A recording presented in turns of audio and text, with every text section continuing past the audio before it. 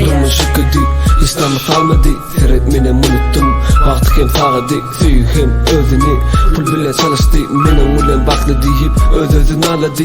Dost kalmadı, sanyaladı. Pulum bağ vaktidini beni siledi. Öz saylan yolu beni bir ikiliğe bağladı. İçim beni silanoklar sonra yalar manadı. Süyün ünlesiz, oğucak yaladı. Meni silme çıgodu Avadi ulyen gözüm Zarin ağladı. İlma ol iyiyem özen oyuncuğu di. 5 yıllık durmuşum hiç adığı kalmadı. Unuttulur küpesi imanlık hem namazı.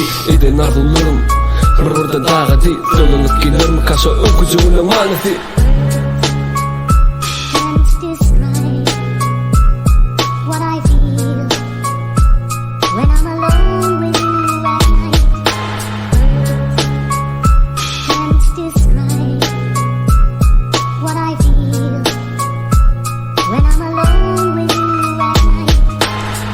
Dost yok derdi ilmadan Cüymi tuğlana soruyalar manadan Azar elman asılım yettik aladan Enin düşünme hatı dostine kakam Sıygu dedi yanmıştı ençimilik kumlum Ağladı asman hiçtinme doğun Ayrılık tanımadın mı yine de men geldim Yönüm serda yok men düzüldüm Ecenem çünkü meni unuttum Ecenem çünkü terk ettim Bilem o sensizlik meni günne iyiye Bilem o ecizimi bağrım et dilye Durmuş neyem çünbeyle arayan Men neyemi ettim yekilikte galyan Ecemin uzattırdın şeyle yan Ecen etip benim senin yanına baryan Saylanma.com Birinci ekskluziv